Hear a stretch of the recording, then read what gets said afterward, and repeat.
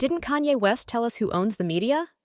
Whether reporting from the Middle East, the United States, or anywhere else across the globe, every CNN journalist covering Israel and Palestine must submit their work for review by the news organization's bureau in Jerusalem prior to publication, under a long-standing CNN policy. While CNN says the policy is meant to ensure accuracy in reporting on a polarizing subject, it means that much of the network's recent coverage of the war in Gaza and its reverberations around the world has been shaped by journalists who operate under the shadow of the country's military censor.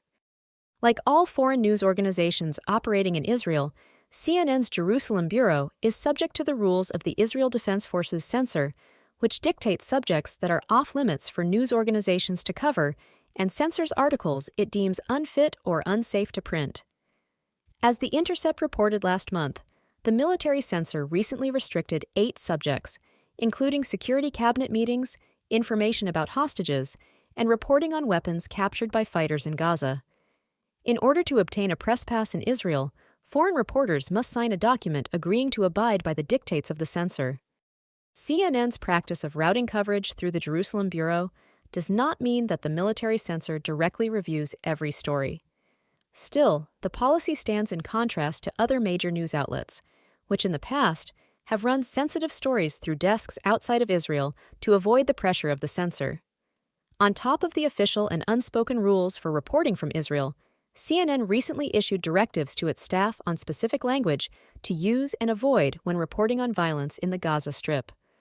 The network also hired a former soldier from the IDF's military spokesperson unit to serve as a reporter at the onset of the war. The policy of running stories about Israel or the Palestinians past the Jerusalem bureau has been in place for years, a CNN spokesperson told The Intercept in an email. It is simply down to the fact that there are many unique and complex local nuances that warrant extra scrutiny to make sure our reporting is as precise and accurate as possible. The spokesperson added that the protocol has no impact on our minimal interactions with the Israeli military censor, and we do not share copy with them or any government body in advance. We will seek comment from Israeli and other relevant officials before publishing stories, but this is just good journalistic practice. One member of CNN's staff who spoke to The Intercept on the condition of anonymity for fear of professional reprisal said that the internal review policy has had a demonstrable impact on coverage of the Gaza war. Every single Israel-Palestine-related line for reporting must seek approval from the Jerusalem bureau, or, when the bureau is not staffed, from a select few handpicked by the bureau and senior management, from which lines are most often edited with a very specific nuance that favors Israeli narratives. A shaky arrangement has long existed between the IDF censor and the domestic and foreign press, forcing journalists to frequently self-censor their reporting for fear of running afoul of prohibited subjects, losing their press credentials, and potentially being forced to offer public apology. CNN, like other American broadcasters, has repeatedly agreed to submit footage recorded in Gaza to the military censor prior to airing it in exchange for limited access to the Strip, drawing criticism from those who say the censor is providing a filtered view of events unfolding on the ground. When you have a protocol that routes all stories through one checkpoint, you're interested in control, and the question is, who is controlling the story? Jim Narekas, editor of the watchdog group Fairness and Accuracy in Reporting, told The Intercept, "CNN's team in Jerusalem are the people closest to the Israeli government," Narekas added. In a situation where a government has been credibly accused of singling out journalists for violent attacks in order to suppress information, to give that government a heightened role in deciding what is news and what isn't news is really disturbing.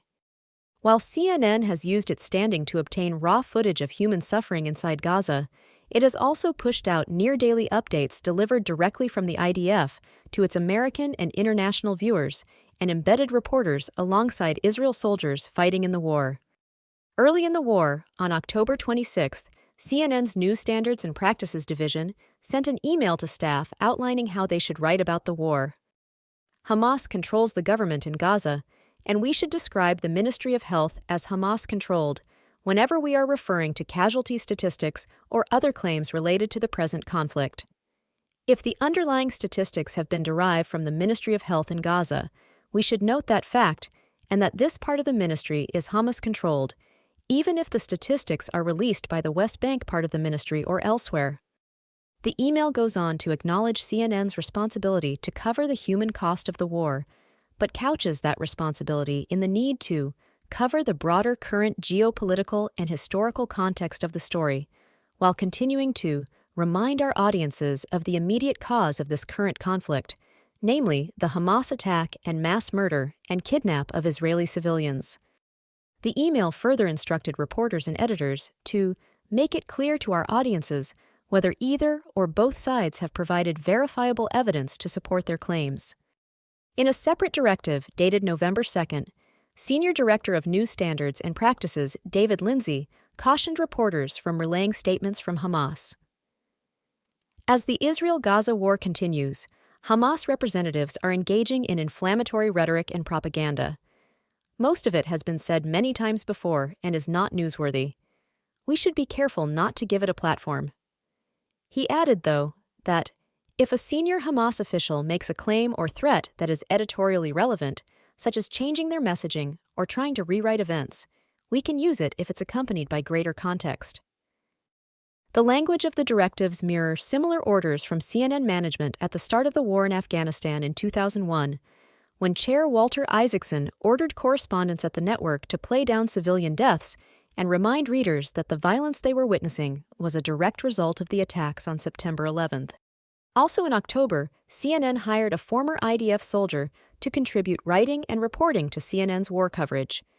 Tamar Michaelis's first byline appears on October 17th, 10 days after Hamas's attack on southern Israel.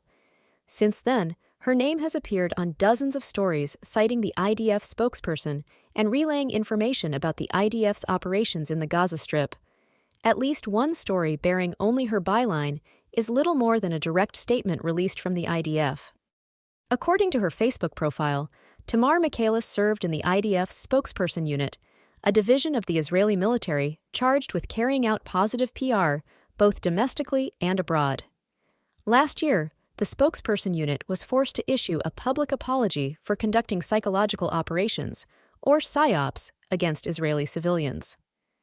Michaelis recently locked her profile, which does not indicate the dates of her service in the IDF, and she did not respond to a request for comment. Tamar Michaelis worked with CNN on a freelance basis for a few months last year, and worked in the same way as any freelancer within our normal guidelines, the CNN spokesperson wrote. CNN's Gaza war coverage, regardless of where it originates, has been subject to the news organization's internal review process for reporting on Israel and Palestine. According to an email reviewed by The Intercept, CNN expanded its review team over the summer as the highly controversial overhaul of Israel's judicial system moved through Israel's parliament, to include a handful of editors outside of Israel in an effort to streamline the process. In a July email to CNN staff, Jerusalem Bureau Chief Richard Green wrote that the policy exists because everything we write or broadcast about Israel or the Palestinians is scrutinized by partisans on all sides. The Jerusalem Bureau aims to be a safety net, so we don't use imprecise language or words that may sound impartial, but can have coded meanings here.